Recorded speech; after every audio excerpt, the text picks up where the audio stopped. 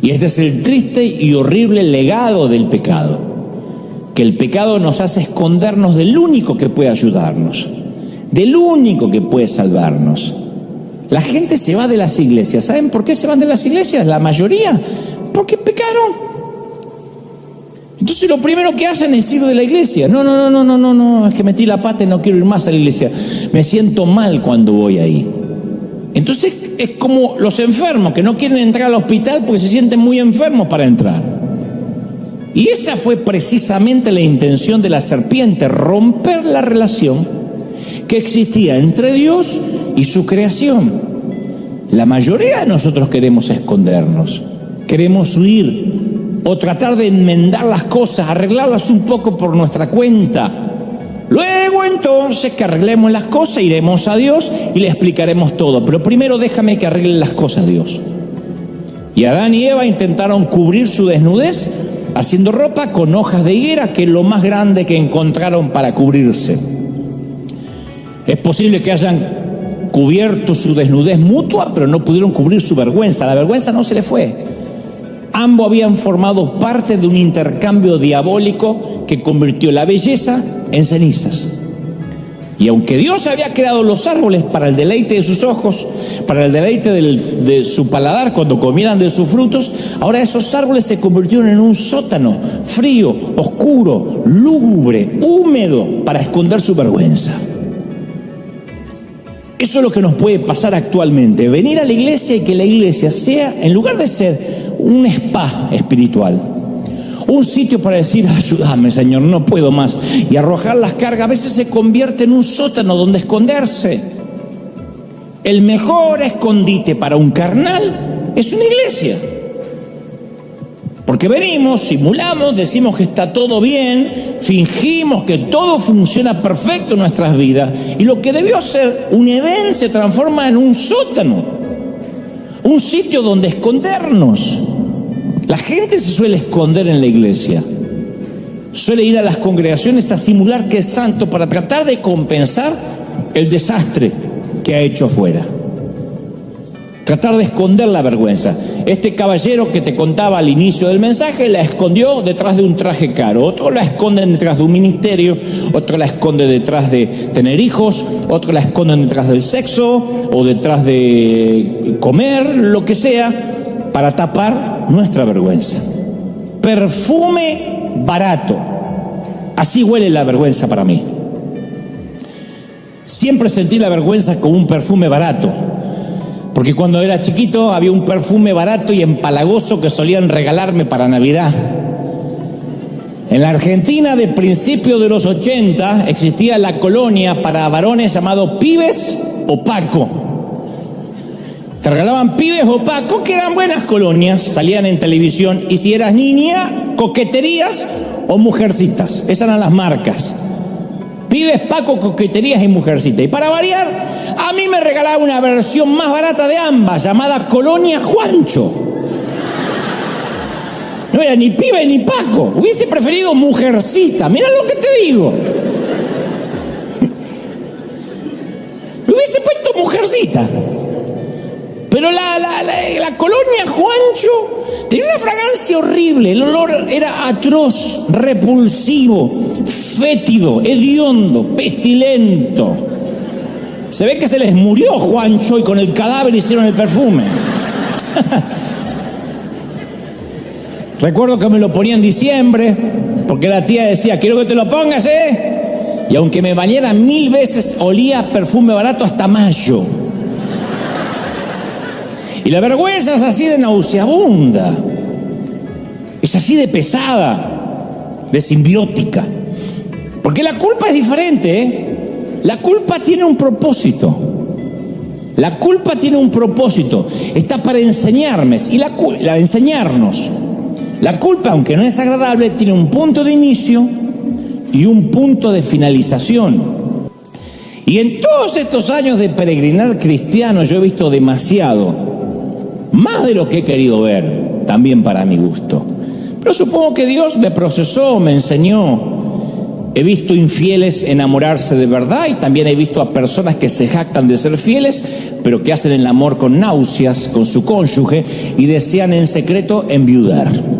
Miran al lado y dicen, ¿cómo lo ahorcaría y lo ahogaría el gordo? He visto mujeres que usan pantalones y blusas ajustadas, que son temerosas de Dios a su forma, y he conocido mujeres muy recatadas, con su falda muy larga, murmurar de todo el mundo sin piedad ni temor de Dios. He visto gente del mundo amando a Dios a su manera, y he visto a gente de Dios amando al mundo en secreto. He visto a gente sin futuro que llegó muy lejos por la gracia divina, y he visto a muchos con estudios teológicos que no llegan a nada. Simplemente se encierran a enseñar su doctrina a 3 o 4 y se jactan de que son los únicos salvos. He visto al malo levantarse y cambiar de vida, al más malo. Y he visto a gente buena que se cansa de ser buena y empieza a hacer daño dentro de la congregación. He visto a líderes denunciando a otros líderes para tapar la propia lujuria que los consume en secreto y perdiendo el respeto de su propia congregación, que dice, wow, ya mi líder o mi pastor ya no habla de Cristo, está siempre mencionando nombres propios de otros pastores. Y he encontrado gracia y favor, más gracia y favor entre algunos católicos que entre muchos evangélicos que con alegría esperan ver arder a esos mismos católicos en el infierno. He encontrado más códigos de lealtad entre muchos ateos que en el propio ejército que decimos ser cristianos, y a veces rematamos a los propios soldados heridos. Por eso digo siempre, no hay que confundirse, no todo es lo que parece. Detrás de los trajes caros, de los pines de oro, de las cadenistas de plata, también hay mucho dolor oculto. Y todos nos creemos santos y nos gusta arrojar piedras hasta que un día llega el Señor y escribe nuestros pecados secretos y ocultos en la arena pública. Y ahí realmente nos conocen.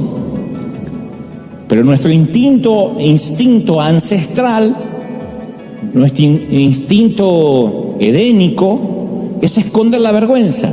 Yo una vez te conté, Génesis 3:8 relata que con el viento de la tarde, el hombre y su esposa oyeron que Dios venía caminando por el jardín, así que con vergüenza corrieron y se escondieron entre los árboles.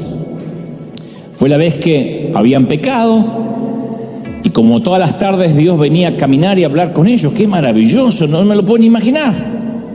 Y en ese momento Adán y Eva hicieron algo que ningún otro ser humano habían hecho antes, se escondieron. Nunca habían escuchado la palabra, el vocablo esconderse, no existía. Esa palabra esconderse no formaba parte del vocabulario, porque esconderse significa eso, fingir, disimular para tratar de encajar y que me quieran. Ellos tampoco conocían las palabras fingir o disimular, porque todo lo que habían conocido durante toda la existencia era la alegría de estar vivos, de ser amados por Dios, de ser valorados. Y un día el pecado hizo que la primavera terminara, llega el crudo y álgido invierno y se acabó el Edén tal como lo conocían. La serpiente le dijo en Génesis 3:5, Dios sabe que el día que comáis del árbol, de este árbol prohibido, serán abiertos vuestros ojos y seréis como Dios, conociendo el bien y el mal. Ahora, hay muchas falsedades en Satanás, pero acá hay muchas verdades distorsionadas. Porque sí, la primera parte de la declaración era verdad. Le fueron abiertos los ojos.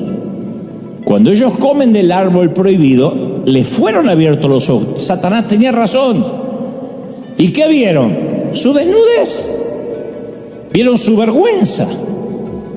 La vergüenza nunca les había afectado, nunca. Hasta ese momento. Mientras más rotos nos sentimos en el interior, más nos inclinamos a ocultarlo de los demás. Primeramente para que no nos rechacen y sobre todo para no pasar vergüenza. En los últimos 35 años, por providencia divina, yo le he podido hablar a miles de personas. Desde aquel primer congreso, bueno, lo venía haciendo desde antes, pero nunca más me detuve de hablar. Dios me ha prestado por su providencia divina los oídos de mucha gente y he escuchado lo mismo una y otra vez. Me da mucha vergüenza mi apariencia, me avergüenza sentir lo que siento. Si la gente conociera quién soy realmente, nadie querría conocerme. ¿Cómo Dios puede amarme después de lo que he hecho?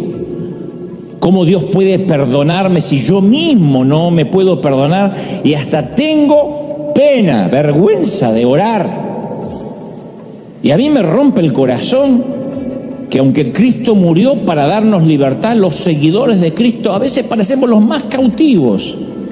Ni te cuento lo que se vive entre muchos oradores, porque yo he pasado más de 2 décadas recorriendo el mundo a muchos congresos, a muchas conferencias donde compartíamos el stage, el escenario, lo que sea, y desde predicadoras que pedían un púlpito grande para que no se les vea el cuerpo porque estaban inseguras de su sobrepeso, hasta predicadores que querían guardaespaldas cuando nadie los quería atacar, nadie los quería secuestrar y ni los secuestradores estaban interesados en ellos, pero pedían guardaespaldas.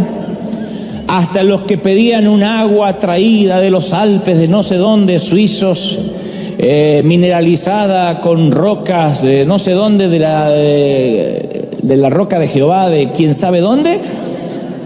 Las cosas que hemos visto, hasta gente insegura. Y yo digo, todos, pero esto no es un patrimonio de los predicadores, esto es toda la gente. Los que van a los congresos, los que asisten, los que predican, los que tocan la música. Me ha tocado ver un montón de gente cautiva, tratando de ocultar siempre que están rotos. Creo que todo eso comienza cuando nos sentimos juzgados, como digo siempre, por los estándares de la comunidad cristiana, cuando queremos pertenecer, cuando queremos encajar.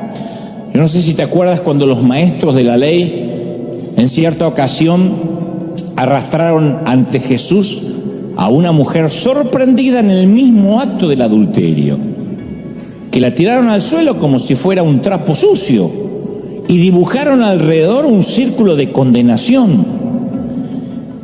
Yo recuerdo que lo mismo le pasó a un amigo mío que tenía problemas personales y mientras él luchaba por encontrar ayuda, pobrecito, estaba atado a algún par de vicios, era cristiano pero le había ido mal en su familia, había fracasado en algunas cosas, terminó en el centro del círculo de los acusadores.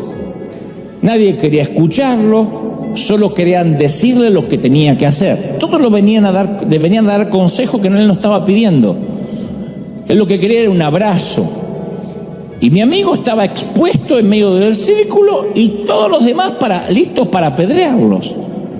Cuando esta mujer fue puesta en el medio del círculo, Jesús entró a ese círculo y lo rompió en pedazos. ¿Cómo lo hizo? Invitó a todos aquellos que nunca habían pecado a que tiraran una piedra. Él dijo, tiene que haber acá gente que nunca pecó, porque si están exigiendo santidad ajena, es porque tienen una santidad propia corroborada y garantizada. ¿Por qué yo voy a exigir una iglesia perfecta si yo no puedo dar eso y brindar eso? Todos buscamos, como los que buscan la pareja perfecta. Yo busco el hombre perfecto, busco la mujer perfecta. ¿Y tú puedes ofrecer perfección? Porque si estás buscando el príncipe azul, supongo que eres Cenicienta. Pero estoy harta de besar sapos. Y no serás Cenicienta, serás una zapa. Entonces, todos tenemos algo de qué avergonzarnos si tan solo nos conocieran un poco más en la intimidad.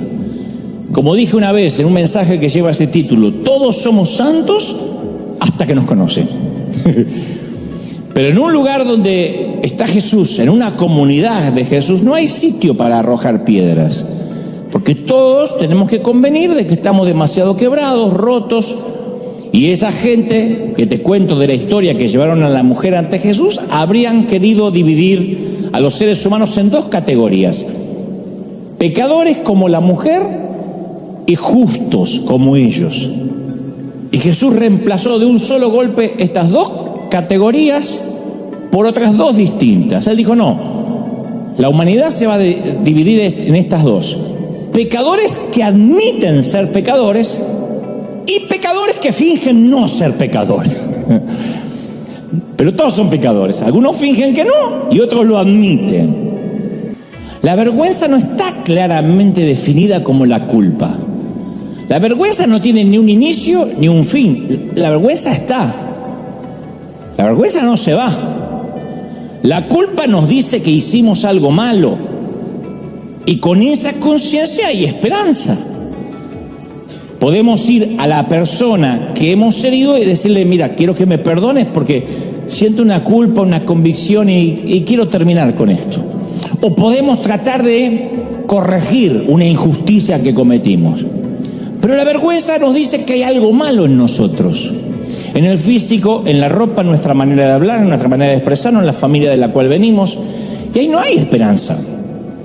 ¿A dónde vamos a cambiar algo malo que hay en el núcleo de lo que somos? ¿Cómo se cambia?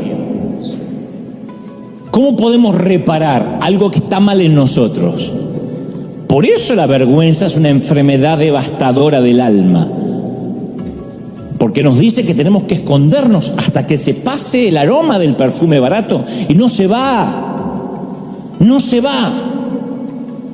La vergüenza nos dice que no pertenecemos a un lugar. Nos dice que si la gente supiera realmente quiénes somos, nos odiaría. La culpa debió haber sido la reacción apropiada de Adán y Eva a su trágica desobediencia en el huerto del Edén. Pero fue la vergüenza, el aliento del infierno con los que lo cubrió la serpiente. Entonces la culpa, insisto, puede ser una puerta. La vergüenza es una calle sin salida. La vergüenza es un callejón sin salida, no se sale. Yo he tenido muchos momentos vergonzosos en mi vida y uno no se los puede sacar de encima. Pasaron años, como te conté hace unos mensajes de atrás, un día que estaba predicando, ya unos años después, en Bolivia, hago así con el micrófono y se me vuela un diente y le va a pegar, ¡pum!, en la frente a la esposa de un pastor, ¡pum!, que la mujer agarró el diente y lo guardó. Fue peor todavía para mí. Terminó como Luis Miguel cuando los tenía separados los dientes así, pero me salió un pitido el resto del mensaje. Una cosa espantosa, me lo tapaba así. ¿Sabés qué me pasa? Te debe pasar. Yo pienso en ese momento y todavía hago... Cierro los ojos, pero no quiero ver. Creo que nadie se debe acordar, solo yo y la mujer que debe tener la herida hasta el día de la fecha. Pero yo cierro los ojos y... El Evangelio de Marcos nos presenta el relato de una mujer que se aferró a la esperanza cuando estaba llena de vergüenza. Es el único caso de una mujer que tenía vergüenza, porque todas las demás personas que se acercaron a Jesús tenían culpa, una carga, un aguijón. Esta es una mujer que tenía mucha vergüenza. Marcos 5:25 dice: había una mujer que hacía 12 años, las mujeres comprenden más esto que nosotros los varones, padecía de flujo de sangre, 12 años reglando, 12 años indispuesta. Y había sufrido mucho, había ido a muchos médicos, gastado todo lo que tenía y nada lo había aprovechado y cada día iba peor. Imagina lo ojerosa que debía estar, lo esquelética, cómo se empezaba a poner anémica, 12 años, perdiendo sangre. Hoy es difícil de comprender lo que esto inclusive significaba para esa mujer en la cultura, porque hoy sería incómodo, enfermizo, patético, muy patológico, por cierto, pero en aquel entonces se sumaba la carga cultural. La mayoría de los teólogos concuerda que su condición era probablemente una hemorragia de útero. para lo cual no había operación, no había intervención quirúrgica en aquel entonces, una hemorragia de útero. Y esto la convertía en impura. Y las ramificaciones de esa impureza ceremonial eran enormes para una mujer judía. A una mujer hebrea que era impura se convertía en una paria, literalmente hablando. Uno va a Levítico, las leyes ceremoniales de higiene y de asepsia que había en Israel, y Levítico 15:25 dice: la mujer, cuando sufriere el flujo de su sangre en el tiempo de su costumbre, o cuando tuviere más sangre que su costumbre, dice Levítico, estamos hablando de 2, 3 días, 4 días lo sumo, será inmunda en los días de su costumbre. Son 4 días, 5 días como sumo, inmunda. Toda cama donde durmiere, teniendo el flujo, que es la cama de su costumbre, todo mueble donde se sentare, será inmundo. Nadie se sentará en un mueble donde ella se sienta, en una silla donde se sienta, nadie tocará los utensilios que ella toque, nadie dormirá en la cama donde ella duerme. Cualquiera que tocare esas cosas también será inmundo, y deberá lavar sus vestidos, asimismo se lavará con agua, y será inmundo hasta la noche. 12 años con esta ley ceremonial. Esta mujer no se acercaba a los hijos, no podía cocinarles, no podía tocar un utensilio, una cuchara, un tenedor. Y en su desesperación había gastado cada centavo intentando encontrar una cura. Entonces no solo no se sentía mejor, sino que estaba quebrada y su estado estaba empeorando. Estaba desesperada. La vergüenza le dijo que ella no pertenecía, pero estaba desesperada por tener una esperanza. Y Jesús llegó a la ciudad. Ella oyó el ruido mientras se ocultaba, como siempre, como una indigente en un callejón tranquilo. No era el ruido de una multitud tumultuosa, ni el ruido de los soldados romanos, los soldados del imperio cuando cabalgan por la ciudad. Era el sonido de la esperanza. Así que esperó a que pasara toda la multitud y luego se abrió sigilosamente paso para acercarse a él. Yo me imagino que su mente corría a toda velocidad. ¿Y si alguien me ve? Porque muchos conocían que estaba inmunda. ¿Y si alguien me reconoce? O lo peor aún, ¿y si lo toco y dejo inmundo al Mesías? ¿Cómo voy a seguir viviendo?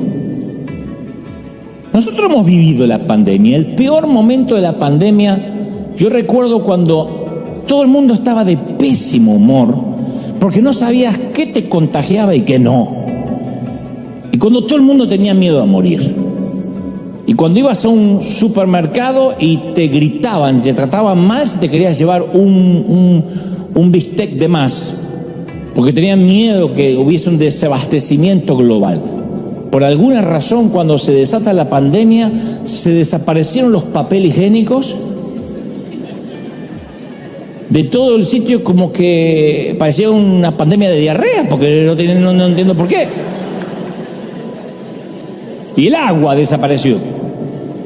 Y un mal humor, porque no sabías qué te contagiaba. Escuchabas a alguien estornudar y era terrible. Un gas hubiese sido más respetado que un estornudo.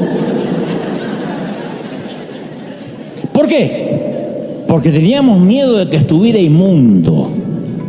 Estábamos repartiendo comida ya por marzo del 2020, cuando recién la pandemia estaba en pleno auge, y recuerdo que dejábamos comida en casa por casa, aquí muy cerca, y sale alguien muy enojado y dice: no, ¿cómo se atreven a entrar ahí?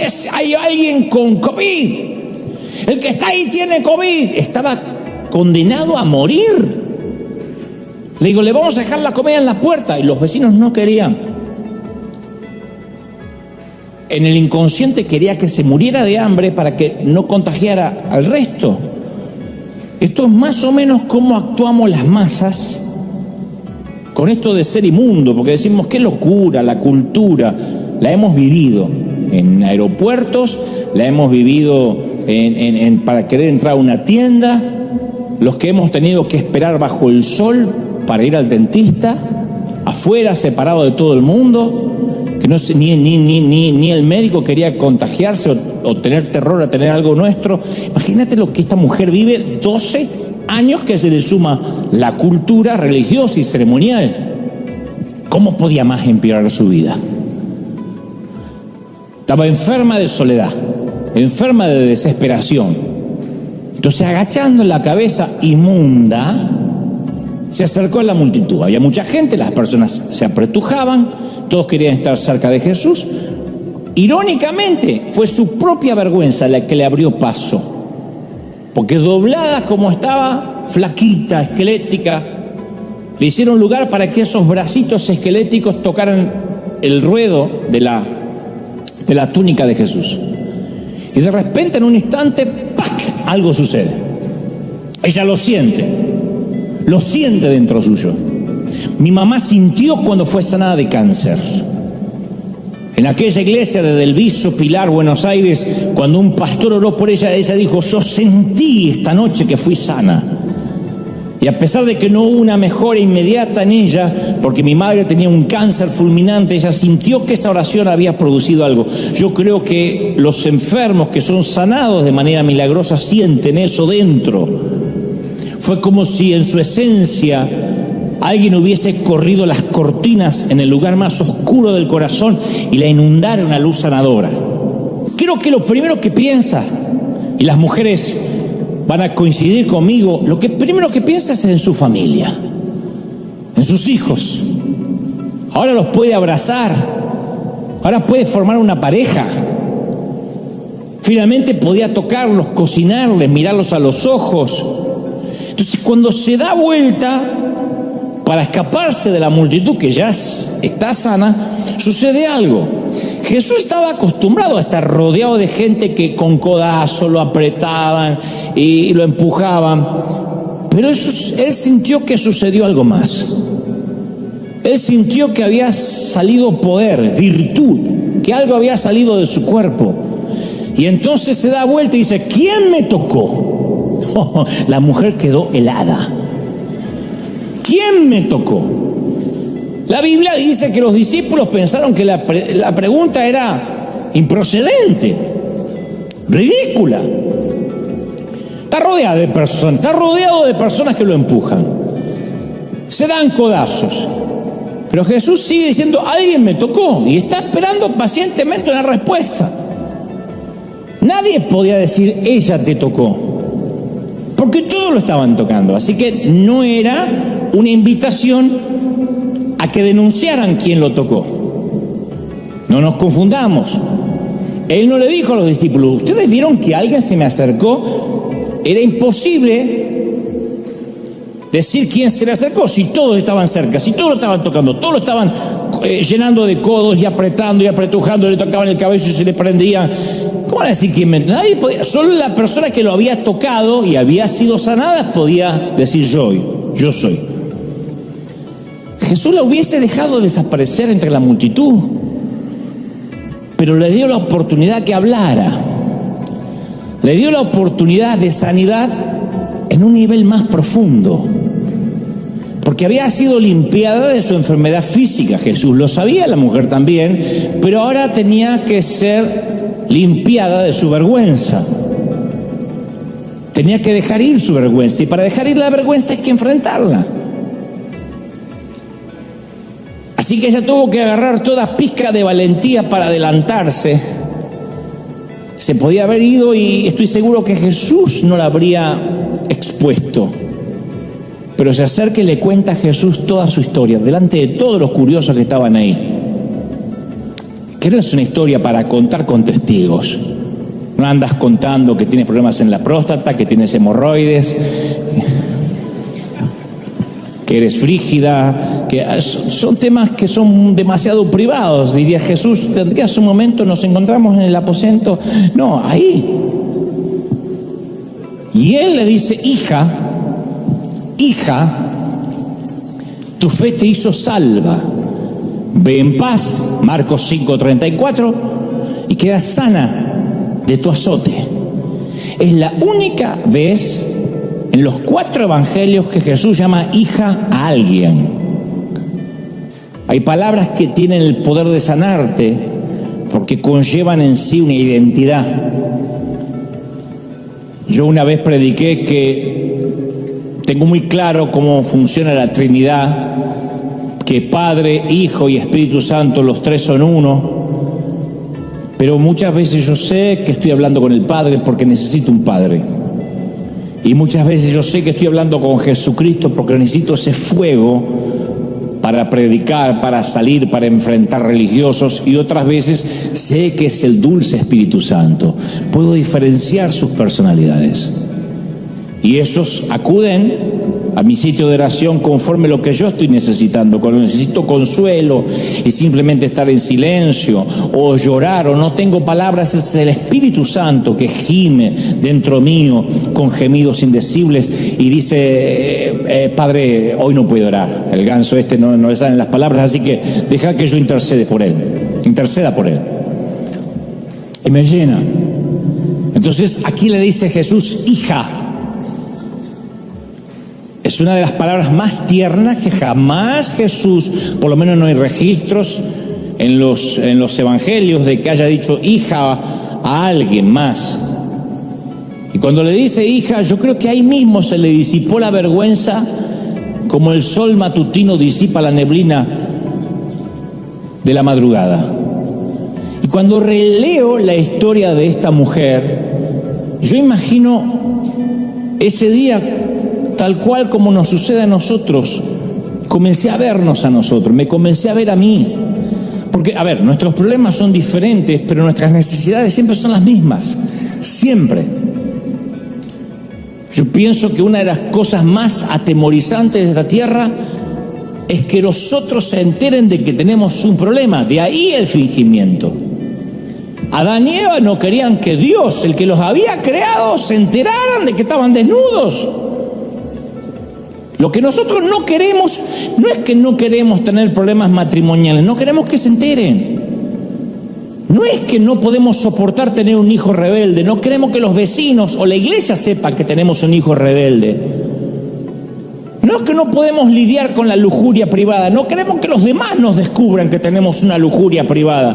Siempre eso es lo que estresa. Eso es lo que nos estresa al punto de que no queremos que nos descubran tal cual somos. Porque la vergüenza nos dice que mantengamos el secreto. ¿Y quién tiene las llaves de esa cárcel? ¿Quién puede abrir la celda de la vergüenza? ¿Jesús? ¿De afuera? ¿A la fuerza? No. Cuando uno decide, voy a contar lo que me pasa, este es el momento de contarlo, descubrimos que las llaves siempre estuvieron en nuestro poder, todo el tiempo. Todo el tiempo.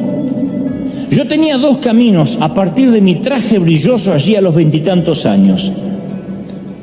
Hoy yo bien podría ser un predicador también lleno de joyas, barroco, con una paloma acá y un river de oro acá y un calzón con una paloma bajando del horizonte. Pero decidí que era preferible caminar por la autenticidad. Es un camino más duro, estás más expuesto, la gente va a tomar cualquier mínima palabra. Hice una pequeña broma hace 3 domingos atrás diciendo, bueno, no era una broma, era una verdad. Pero dije, me acuerdo que cuando perdimos el Arena, yo estaba tomando una cerveza Corona fría. Y ya hay un montón de gente, el borracho predicador, el que toma Corona. La gente está esperando eso. Incluso los dicen los borrachos predicadores, que se toman 5 litros de vino antes de cada culto. Lo dicen. Nada más que yo se me ocurrió decir que me agarré una botellita.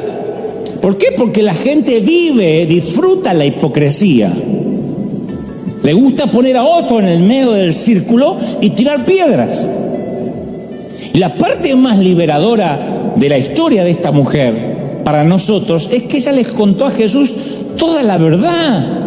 Cuando el dolor de permanecer como estás es más fuerte que el dolor de cambiar, entonces estás listo para cambiar.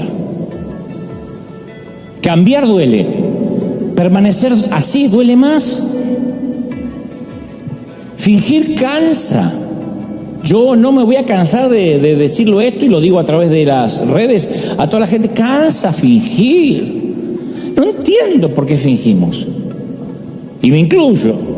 Uno debería decir: este soy. A ver, autenticidad no significa falta de privacidad. No creo que se confunda. Algunos confunden autenticidad con grosería. Entonces maltrata a todo el mundo porque así yo soy auténtico. No, eres un maleducado, auténticamente maleducado. Yo no confundo autenticidad con grosería. No dejo de ser un caballero.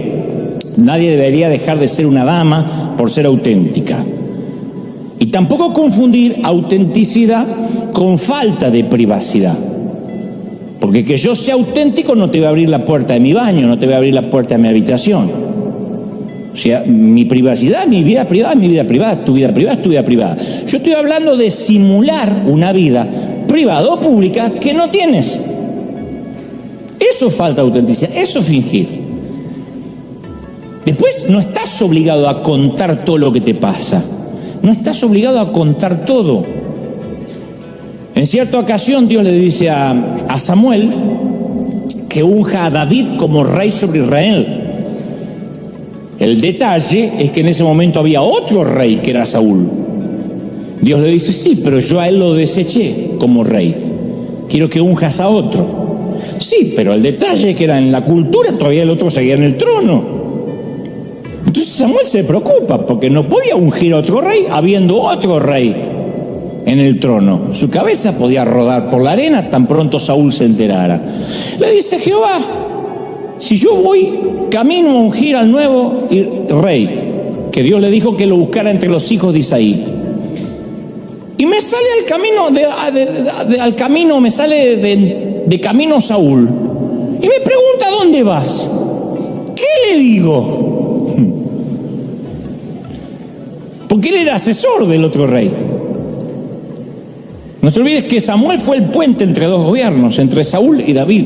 Él era el asesor del rey que estaba. En efecto, dice: ¿qué le digo? Y ahí Dios enseña el principio de la privacidad. Dios le dice: dile que irás a ofrecer sacrificio a Jehová. Ustedes dirán: ¿y Dios le pidió que mienta? No. Cuando él tenía que ungir como rey a David, luego de tirar el cuerno de aceite sobre el elegido, él debía presentar un sacrificio a Jehová. Lo que Dios está diciendo: no tienes que contar todo lo que vas a hacer. ¿A dónde vas? A ungir un rey. Al baño a hacer número 2 y a hacer un sacrificio. No cuentes todo. El principio de la privacidad. El principio de la privacidad es: no tienes que contar todo. Técnicamente, ¿Samuel iba a ofrecer el sacrificio a Jehová? Sí. Después que ungiera al otro como rey. Pero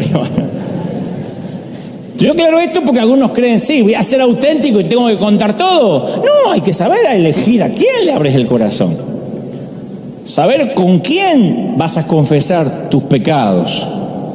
Porque hay gente que podría usar eso en tu contra. Tú tienes que saber bien a quién le abres el corazón. El Señor tenía diferentes círculos. No le hablaba lo mismo a los 120 que a los 40, que a los 12, y entre los 12 a su 3 y a su 1. No todos estaban listos para todo, y hasta dijo: hay cosas que ustedes no están listos, hay conversaciones para las cuales no están listos. Así que no te las voy a decir todavía porque mi Padre no me permite que se las revele. Ninguno se enojaba, no decían: qué falso, qué hipócrita. No, privacidad. Pero no confundamos privacidad con ser falso.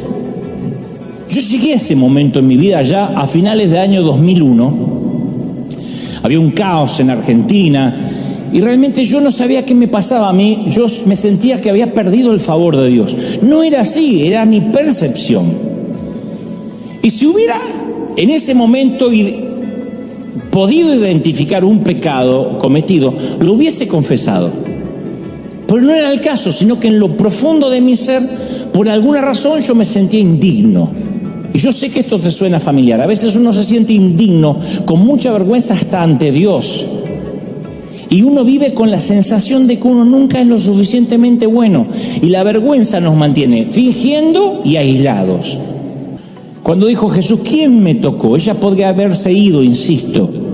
Podía haberse sanado físicamente, pero seguir enferma en el corazón. Porque la vergüenza no se va. No se va. La gente te dice, tú eras la mujer que estuvo inmunda, tú eres la mujer que estuvo inmunda. La vergüenza puede ser por nuestro pasado, por lo que hicimos, por un aborto, por un divorcio, por una separación, por una orfandad, por un padre golpeador, por un abuso, por una violación. Sufren vergüenza mujeres que fueron violadas, que pobrecitas no se lo merecían, no lo provocaron y sufren vergüenza, que es lo peor que le puede pasar a una persona, ser abusada en su inocencia, y aún así la vergüenza las persigue. Yo nunca olvidé la primera vez que comencé a contar mis debilidades en un escenario. Me sentí aterrorizado la primera vez. Porque de donde yo vengo, donde fui criado, una multitud de apedreadores siempre están esperando cualquier cosa para usarla en mi contra. Y me discipularon diciéndome que jamás tenía que mostrar tal cual era porque yo era un líder. Alguien me dijo, si te muestras débil, ¿qué queda para las ovejas? En otras palabras, finge para que el resto también finja. Así que me dediqué por años a ocultarlo. Y un buen día empecé a contar que luchaba con mi estima, con el orgullo, que también luchaba con celos, con envidias. Y fue lo más liberador que experimenté en mi vida. No por nada el Señor dice, y la verdad os hará libres. Si no hubiese dicho, y si no, prueben con fingimiento. La verdad os hará libres. La conoceréis y te hará libre. ¿Lo crees, sí o no? Porque yo le entregué mi corazón al Señor a los 7 años, pero mantuve mi vergüenza hasta la edad adulta. Creía que si me exponía, la gente me iba a eludir. Lo creas o no, todavía a veces lucho con eso. Aunque cada día trato de ser más auténtico, hay momentos que las viejas creencias afloran a la superficie y me dice, tú no perteneces aquí, tú no les gustas a la gente, todo el mundo ve algo mal en ti. El susurro cambia, pero la esencia es la misma que sentí hace más de 30 años cuando lucía un traje espantoso y brilloso. Y cuando esto ocurre, tengo que tomar la decisión intencional de agarrar la llave de esa cárcel de la vergüenza y abrir las puertas de esas celdas que el enemigo quiere construir. Tengo que recordar que si bien mi niñez dibujó mucha vergüenza en mi corazón, como hombre de Dios, el Señor me entregó después un lienzo en blanco. Y la pintura ahora es un color maravilloso, es atractiva, es hermosa, es diáfana. Ahora escucho otros susurros que Dios me dice, eres amado, Dante, eres digno de amor, eres especial para mí, te amo, eres distinto, eres único para mí. Y muchos de ustedes se miran al espejo y siguen viendo las cicatrices del dolor, de la juventud, de la vergüenza. Los mensajes de la niñez son poderosos porque los niños le creen a los adultos. Una dama fue abusada sexualmente a los 9 años. A los 9 años era bonita, tenía un largo cabello brillante, incapaz de contar lo sucedido a sus padres por vergüenza, comenzó a ocultarse. Y a medida que pasaron los años, usó la comida para levantar una pared entre ella y cualquiera que quisiera lastimarla. Sabía que debía trabajar su físico cuando fue adolescente, probó todas las dietas habidas y por haber para quitarse el exceso de peso que con los años de comer demasiado le habían dejado en el cuerpo. Todas funcionaban durante un tiempo, pero nunca perduraban porque la comida no era el tema central. Le llevó 40 años comprender que ella había decidido en su inconsciente nunca más volver a ser bonita, porque a las niñas bonitas les sucede cosas malas. Y tuvo que aprender a dejar ir la vergüenza a los 40 años con mucha terapia y ayuda de Dios. El día que tocó el manto de Jesús fue sana. El flujo es rápido para sanar. Un toque del Señor basta. El tema es la vergüenza. ¿Quién me tocó? La pregunta de hoy no es ¿quién quiere ser sano?, sino ¿quién fue el que se sanó? ¿Quién me tocó? Quiero que cuentes tu historia, Porque te vas a ir sin flujo, te vas a ir sin enfermedad y con vergüenza. Si has sido avergonzado por la iglesia, mi corazón se duele contigo. Durante este viaje a Argentina yo me crucé con decenas de personas que me dijeron, yo estaba dolido con la iglesia, con mi pastor, pero comencé a ver los mensajes desde River, vi a Jesús con ojos nuevos, volví a sentirme amado por Él, perdonado. Uno me decía, ay, me encanta cuando dices, ¿cómo te ama el Señor? Dilo tantas veces. Esos son los divorciados de la fe, los que alguna vez creyeron y se alejaron por algo. Y el pozo de la vergüenza después es profundo para volver. Podría ser que tu apariencia te avergüence, o tu falta de educación, que dices qué bruta que soy o qué bruto. O puede ser simplemente que no encajas. Cualquiera hacia la fuente, la vergüenza debilita, aísla. Y esta mañana, tarde o noche, donde me estés viendo, Jesús nos invita a acercarnos a Él, tocar su túnica, y luego nos va a preguntar, ¿cuál es tu historia? Él ansía que la contemos. Yo me pregunto de qué manera la vida de esta mujer afectó a los que los rodeaban, porque pasó de ser alguien que no tenía derecho ni a hablar, ni mirar a los ojos a ningún ser humano, y ahora la mujer que personalmente se entrevistó con Jesús. Yo pienso que este paso valiente de abrirse paso ante Jesús se convirtió en una invitación abierta hasta la fecha para que hagamos lo mismo. Porque cuando uno es libre, se convierte uno en una puerta abierta que muestra el camino a los demás. El mejor halago que me puedes hacer es, si Dios usa a este tipo, me puede usar a mí. Eso no me subestima, Lo peor que me puedes decir es que bueno, Dios te usa a ti porque eres muy hablador, porque leíste mucho, porque tienes educación y suponer cosas que son mentiras. Pero cuando dices, la verdad que si Dios te usa a ti, me puede usar a mí me fascina, porque significa que fui una puerta para ti. Pasaron muchos años desde que aquella vez que me sentí un indigente con mi traje azul brilloso y me avergonzaba. Pero fue también aquel día en que me abrí paso ante un gentío de señorones y damas elegantemente vestidos y conté mi historia de frustraciones y fracasos. Fue aquella mañana en un congreso al cual no pertenecía, no encajaba, que empecé mi larga peregrinación hacia la libertad y sanidad de mi alma. Y fue también esa misma mañana que un veterano predicador cargado de joyas y anillos de oro decidió imitar mi osadía de tocar el manto del maestro y me contó su historia envuelta en lágrimas. Y luego sé que fue un hombre verdaderamente libre. Y claro, a propósito, nunca más volví a usar aquella pestosa y hedionda colonia Juancho que me regalaban en las Navidades cuando era niño. Dudo que se siga fabricando porque algún cliente hediondo tuvo que haber demandado a Juancho. Y además desde hace algunos años huelo mejor, o al menos eso me hacen creer. Pero lo más importante y fundamental es que nunca jamás me he prometido sentir el perfume barato de la vergüenza. Nunca más. Nunca más, gente, nunca más. Dale un aplauso al Señor, celebra al Rey. Vamos, dale un aplauso, celebra al Rey de Reyes. Y conmigo, Señor Jesús. Fuerte, Señor Jesús, entra en mi vida. Perdona mis pecados. Fuerte, anota mi nombre en el libro de la vida. Te recibo, Señor, como mi Salvador. Levanta tus manos, quiero orar por todos, aquí y en casa. Quiero orar por todos, quiero que ores conmigo también. Porque yo solo voy a orar, pero la llave de la celda de la vergüenza la tienes tú. Tú tienes el poder todo el tiempo de salir de ahí. Dile, Señor, quiero contar mi historia, quiero ayudar a otros.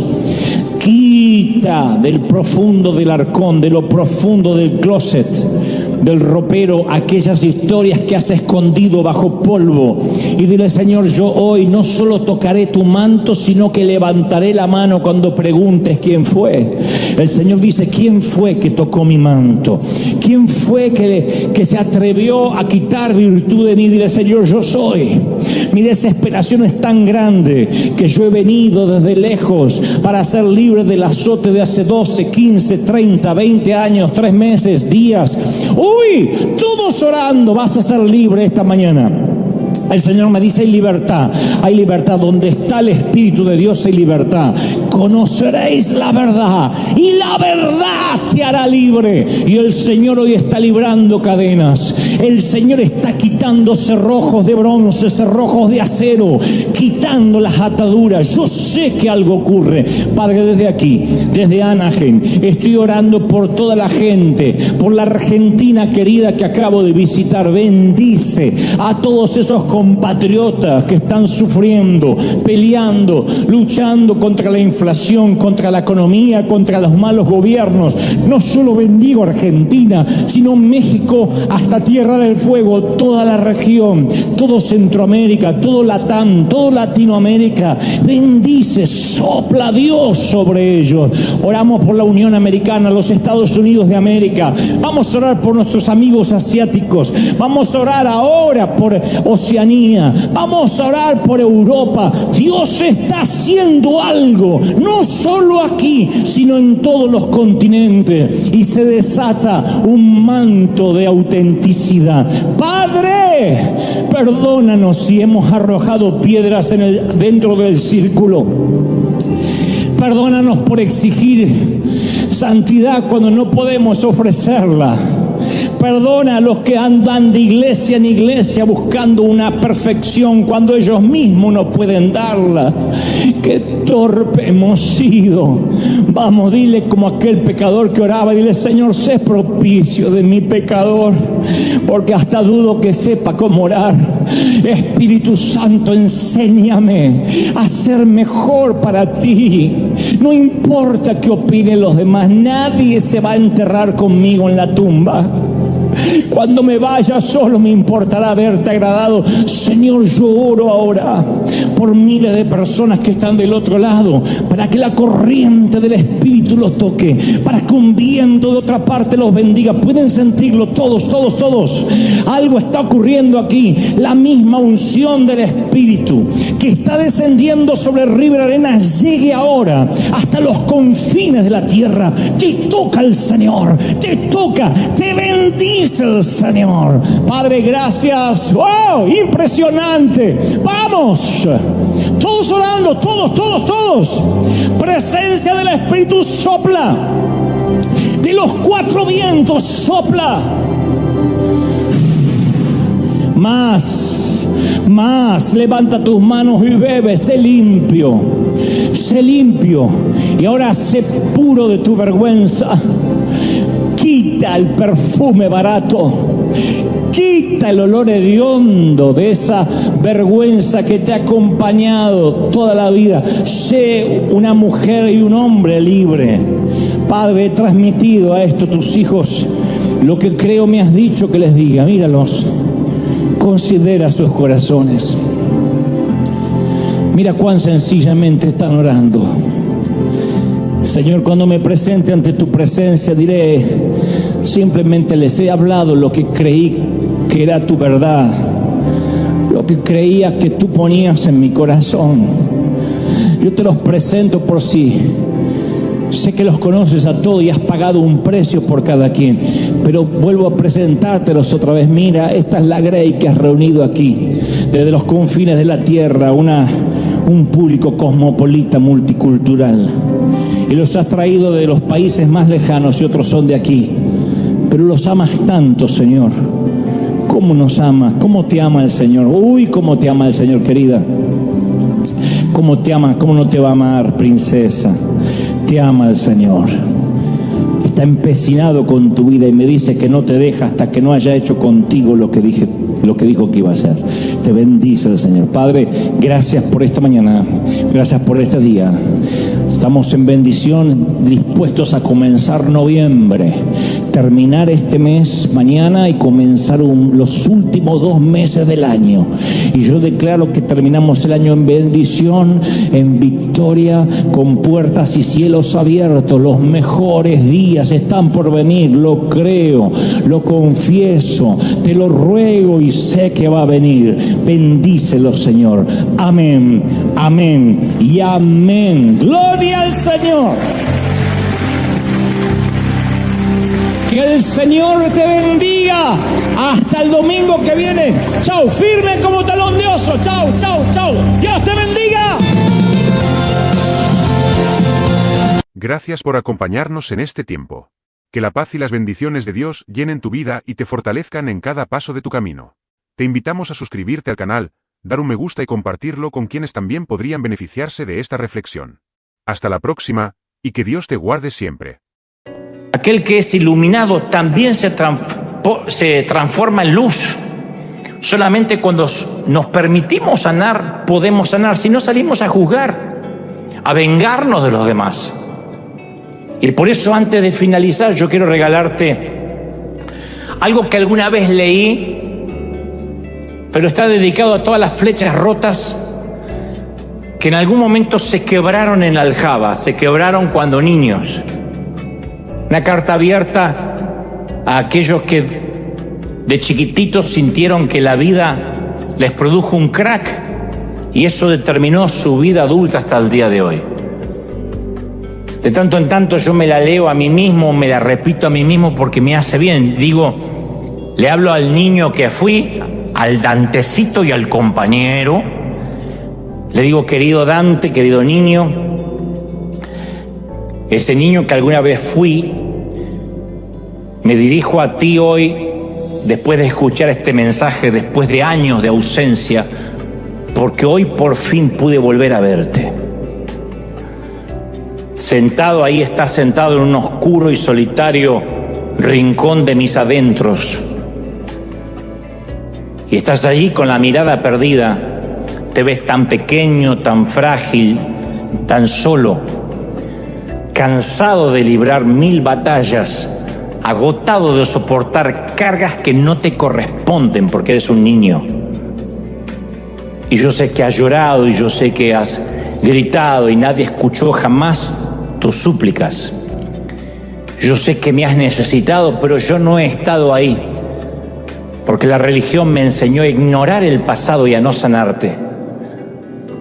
Así que yo hoy quiero pedirte perdón, pequeñito, pequeñita, por toda una vida adulta dándote la espalda. Perdón por no haber querido verte, por no haber querido oírte, por no haber querido aceptar que eres parte de mí. Te dejé en el pasado y me olvidé de las heridas abiertas. Sabes, no me justifico, pero siempre es más sencillo dejar todo atrás. Y durante años guardaste ese dolor profundo. Qué ironía, ¿no? Te abandonaron y yo de adulto te vuelvo a abandonar. Y ahí están todas tus heridas: el primer abandono, el primer rechazo, el primer abuso, el primer bullying, la primera traición. Y te abandoné en ese proceso en esa tarea de enfrentar los daños colaterales. Perdón por no comprender que ese trabajo no te correspondía, niño, no tenías las herramientas para hacerle frente. ¿Cómo es posible que yo le pida a un niño que comprenda, que perdone y saque un aprendizaje del sufrimiento? Gracias, porque sé que hiciste lo que pudiste. Sé que diste todo de ti para que saliéramos adelante. Gracias por haber intentado comunicarme por todos los medios posibles que necesitábamos sanar. Cada ataque de ira que tuve como adulto era tu voz recordándome que no vamos a permitir que nos humillen de nuevo. Y por eso me hice un adulto iracundo y siempre me quiero llevar a todos por delante. Cada vez que les suplico a alguna pareja por un poquito de amor o de sexo, es tu miedo suplicándome que no permita que nos vuelvan a abandonar. Las veces que no me atreví a acercarme a las personas o a mostrarme como soy, era tu pequeña mano diciendo: no nos expongamos otra vez a un nuevo rechazo. Siempre intentaste cuidarme. Con los escasos recursos de un chiquito, tú siempre tratabas de mantenerme a salvo. Y te prometo que hoy, a partir de este mensaje, nunca más volverás a estar solo.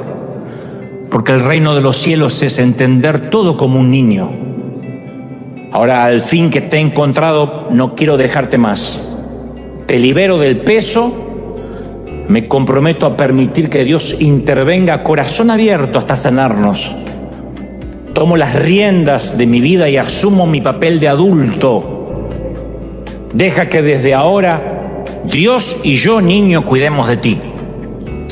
Te prometo hacer todo lo necesario para zanjar el pasado. Los recuerdos no van a limitarnos nunca más, no van a controlar nunca más nuestra vida adulta. Te prometo amarte, amarme y amar a Dios por encima de todo. No sé cómo te ignoré tanto tiempo y no sé cómo pudiste estar tanto tiempo sin mí. En primera instancia tenemos que reconocer, número uno, que la herida existe. Número uno, la herida existe. Por más que digamos, no, es que ya no me duele tanto, la herida existe. Número dos, hay que reconocer que fue importante. Tal vez era una pavada, pero como niño fue importante. Como lo interpretaste, fue importante. Y número tres, que todavía duele. Hay una herida, fue importante y duele. Sin esto no se puede empezar un tratamiento de perdón. Sin esto vamos a seguir hiriendo gente. Sí, tuve una herida. Sí, fue importante y todavía duele. Y cuando hablo de importante, di todos los ejemplos, todo el espectro. No hace falta que necesariamente haya sido un abuso, una violación. A veces puede ser un destrato, una indiferencia, un ninguneo, se dice en algunos países. Pero sí, para mí fue importante. Entonces recién puede empezar el proceso de perdonar. Pero si decimos, no, yo ya lo superé, para mí no fue importante, yo casi me olvidé, ya ni me acuerdo, eso decía mi papá. Mi papá era un maltratador con sus hijos, con sus nietos, no podía demostrar afecto, pero cuando uno le decía, papá, ¿sufriste de chico? No, yo ya ni me acuerdo. Al no reconocer la herida no iba a sanar nunca. Nunca podía perdonar porque no la reconocía. Y si decimos por el contrario, bueno, es que yo me lo merecía. De alguna forma yo no fui un buen hijo. Yo estuve parte de la culpa. Eso tampoco hace que uno pueda perdonar. Porque si uno distribuye la culpa, tampoco va a poder entregar un perdón completo. El verdadero perdón dice, mamá, papá, estén aquí o en la eternidad, o quien sea, un extraño, eso estuvo mal. Me importó mucho, me lastimó, me traumó, me marcó la vida adulta, pero ahora que llegué a Cristo, te libero de toda esa culpa porque decido ser sano. ¿Estamos de acuerdo, sí o no? Decido ser sano. Yo escucho a muchos cristianos que les encanta vivir en el antiguo pacto. Porque les inculcaron eso de Jeremías 17:9 que dice, engañoso es el corazón, mi corazón es engañoso, mi corazón es perverso. No, mi querida, no, mi viejo. Pero ya no lo es. Hay que leer el resto del libro. En Jeremías 31:33 dice, Dios hablando de la época de la gracia, dice, yo daré mi ley en la mente y la escribiré en su corazón. Y yo seré a ellos por Dios, y ellos serán mi pueblo. O sea, el Señor nos dio un corazón nuevo. Por eso Pablo declaró en Romanos 2:29, la verdadera circuncisión está en el corazón y se hace por el Espíritu, no por la ley. El que tiene la circuncisión en el corazón, por el Espíritu recibe la aprobación de Dios y no la de los demás. ¿Me escuchaste? Tu corazón es bueno. hayas tenido la infancia que hayas tenido, hayas sido un mal hijo, un buen hijo, un mediocre hijo, tu corazón es bueno, tu corazón es bueno, Cristo ya lo cambió. ¿Estamos de acuerdo, sí o no? Y cuando Dios nos mira, me mira, cuando Dios me mira a mí, ve el hombre que tenía en mente cuando me creó. Entonces no le preguntes a tu cónyuge, no le preguntes a tu pareja, ¿cómo crees que me ve Dios? ¿Qué pensará de mí? No le preguntes a los seguidores de las redes. Esos son los que gritan hosana de una vereda si aprueba su doctrina, y si haces algo que no les gusta gritarán crucifícale del otro lado de la vereda. Tampoco le preguntes a tu pastor, no me preguntes a mí acerca de qué piensa Dios acerca de ti. Pregúntale directamente a Dios, ¿qué piensas de mí? Y sigue haciendo la misma pregunta hasta que reciba la respuesta, hasta que te diga, eres mi hijo amado. Sí te voy a dar todo el amor que no te dieron. Sí te voy a apapachar, te voy a abrazar. Alguien tiene que decir amén. Todo adulto tiene una herida. Porque hay uno que me está mirando como diciendo, me equivoqué de servicio, justo yo que estoy súper sano. Todo adulto tiene una herida. Yo no conozco a uno que no tenga una. Y el que dice que no, es un hipócrita con heridas que no lo quiere reconocer. Entonces, no importa cuán buena pudo habernos parecido nuestra niñez, no importa cuán maravillosos pudieron haber sido nuestros padres, te aseguro que no fueron perfectos. Entonces hay mujeres que no están justo acá, están en el otro servicio, pero para que les cuenten que quieren que sus hijos llenen el vacío del alma que sus esposos han dejado en ocasiones, que eso también es una forma de perversión. Perversión es desviarse del uso natural. En este caso es poner sobre los hombros de un niño una carga emocional para la cual no está preparado. No está preparado para acompañar a la mamá separada, a la mamá divorciada. Él está preparado para ser hijo.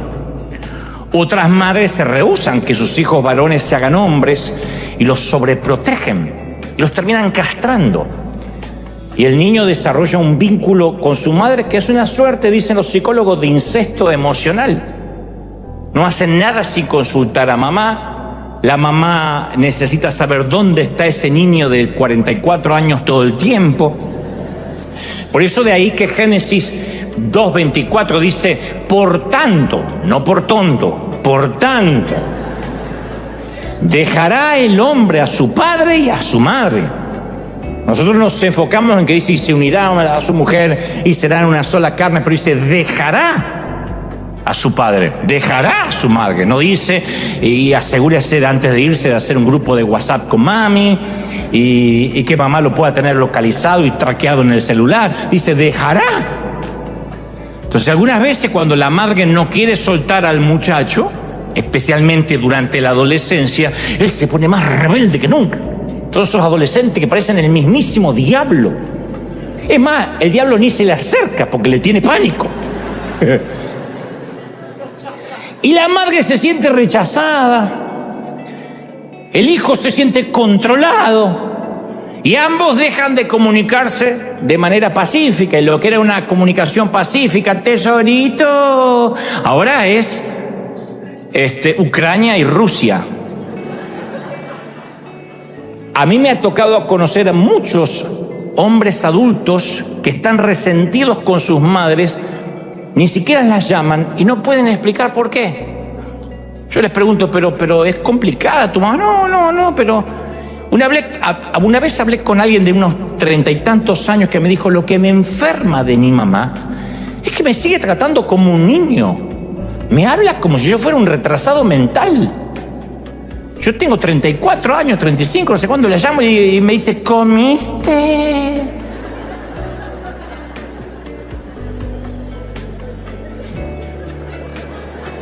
O sea, de alguna manera, la relación con su madre lo hacía sentir que subestimaba su masculinidad. ¿Por qué doy este ejemplo? Porque cuando yo hablo de las heridas de la infancia, no es necesariamente a lo bizarro, a lo que más se nos viene a la mente como una violencia verbal, que por supuesto y eso hiere, o una violencia sexual o física. Hay muchas maneras sutiles que nos hieran y de herir también. Por eso insisto, toda herida, ya sea agresiva o pasiva, llega con un mensaje encriptado. Ese es el mensaje que interpretamos cuando niños.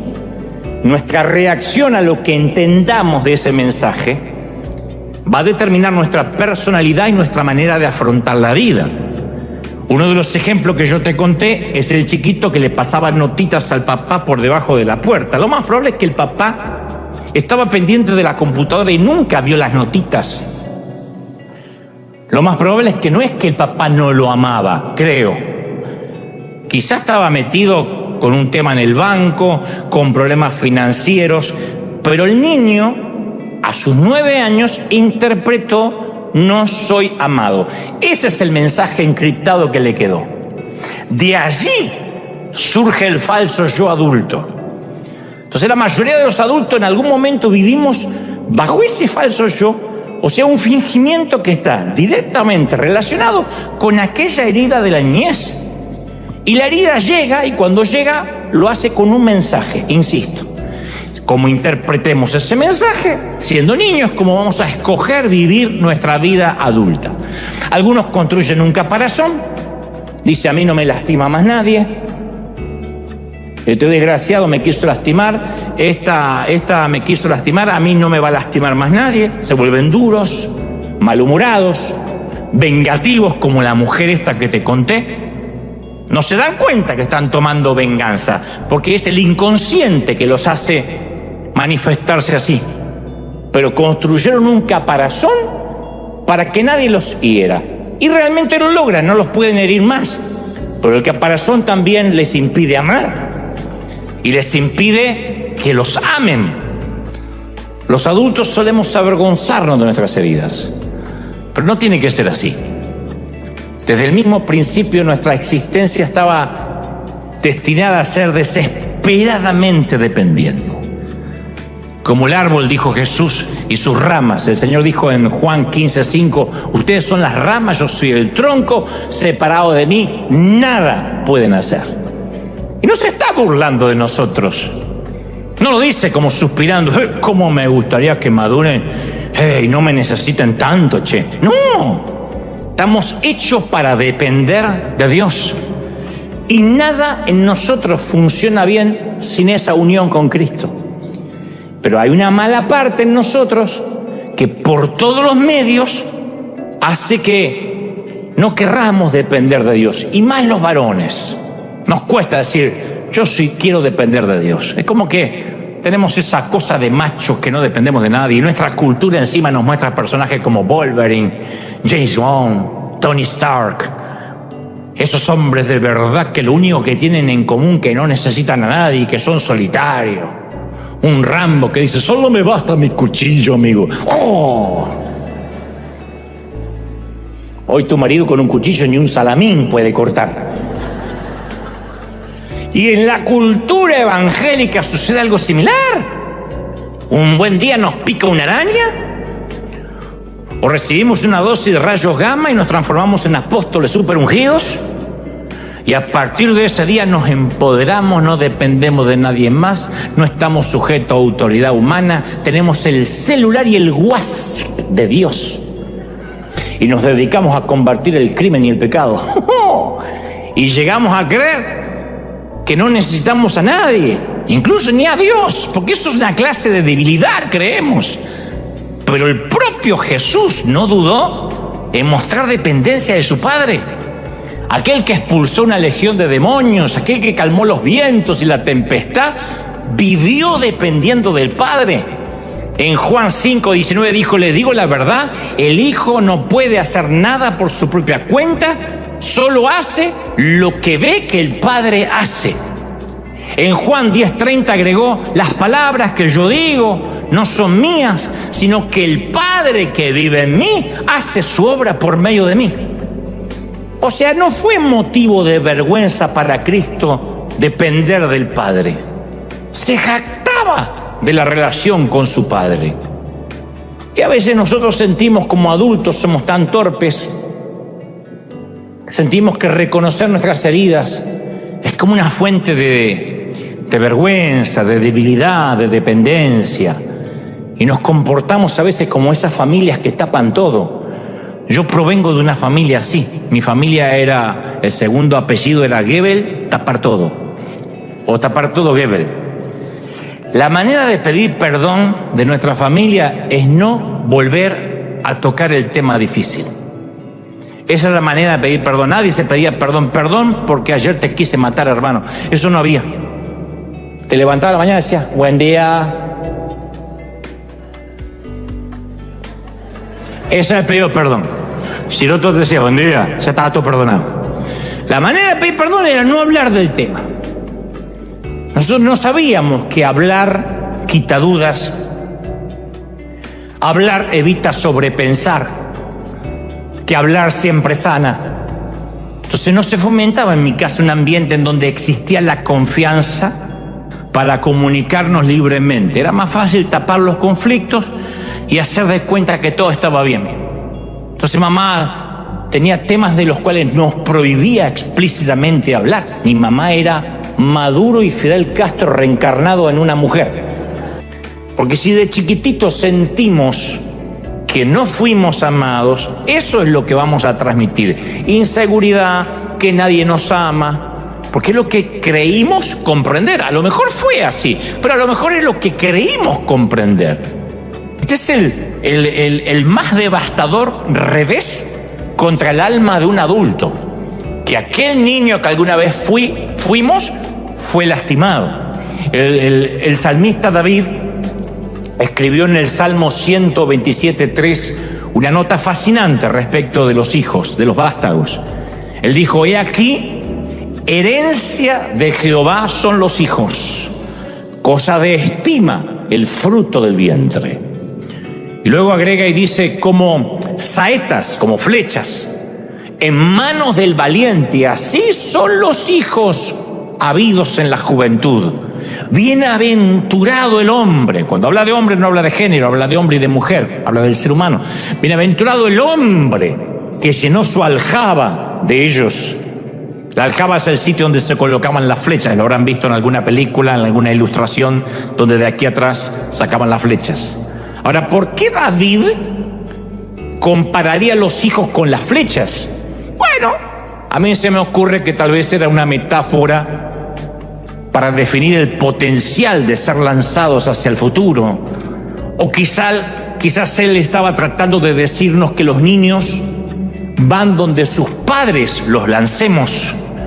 Yo fui la saeta de mis padres, la flecha de mis padres. Ellos ya han partido, pero esta flecha sigue elevándose al viento, se mantiene. Yo soy la demostración científica de que ellos alguna vez existieron. Tú eres la demostración científica de que tuviste padre. Te pudieron haber abandonado, pero padres tuviste. Nadie nació clonado, que yo sepa que esté aquí. Entonces, cada adulto es la flecha que alguien más disparó. Pero algunas de esas saetas a veces se parten en la aljaba. Algunas de esas flechas a veces se rompen cuando todavía no fueron lanzadas, cuando no fueron adultos.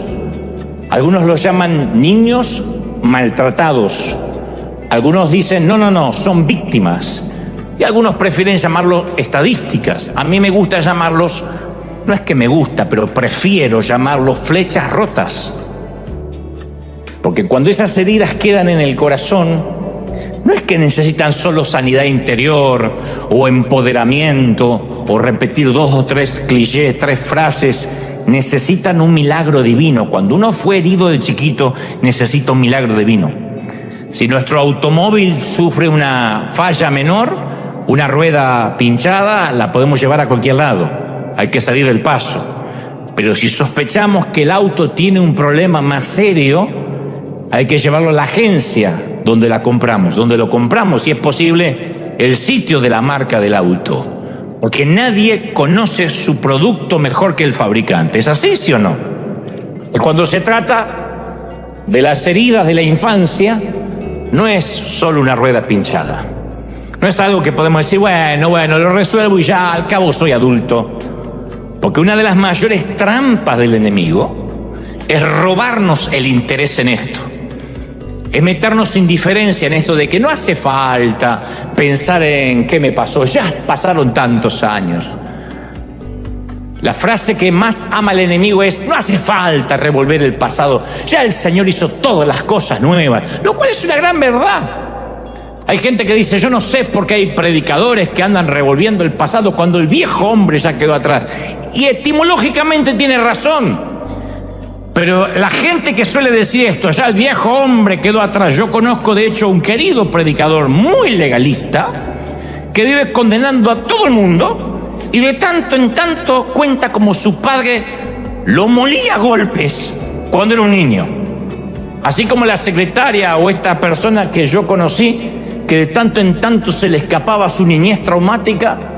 Cuando veas a alguien que lastima, que castiga, que es intransigente, hipertérrito, te vas a dar cuenta que es un niño asustado, lastimado, que no pudo sanar. Entonces, aun cuando el Señor hace todas las cosas nuevas, si no permitimos que Dios sane nuestras heridas, vamos a seguir lastimando a otros. Entonces, convengamos que olvidar no es adquirir amnesia. Significa permitir que el Señor quite lo infectado y que la herida se sane, como cuando pica una avispa y hay que quitar el aguijón. Si no quitamos el aguijón, va a seguir doliendo. Una vez que sacamos el aguijón de la avispa, la sanidad es inevitable. Y hoy es un día en que vamos a quitar el aguijón. ¿Estamos de acuerdo, sí o no? Hoy no vamos a quitarlo nosotros, vamos a permitir que el Señor lo quite, ¿sí? Que algunos venimos con ese sistema de creencias, ignorar los problemas. Ya llegamos al Evangelio y nos enseñan el mismo patrón. No confieses la derrota.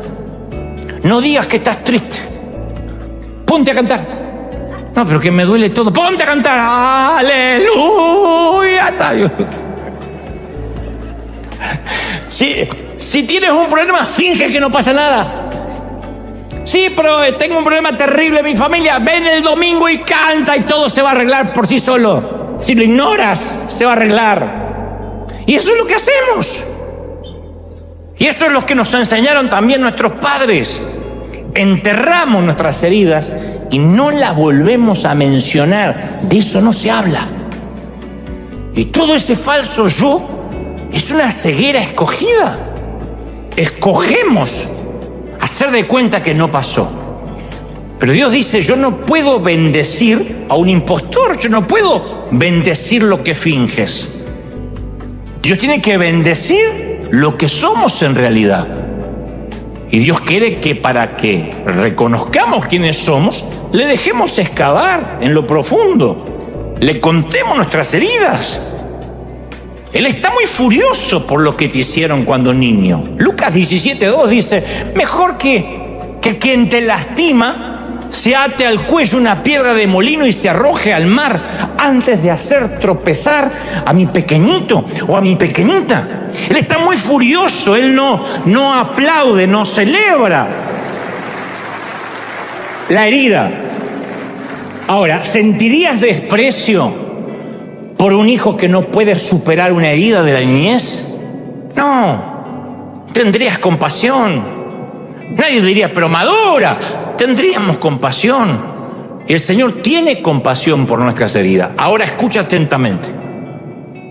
Reconocer la herida no es lo mismo que sanarla, que sanar el corazón. Claridad y revelación no equivale a restauración.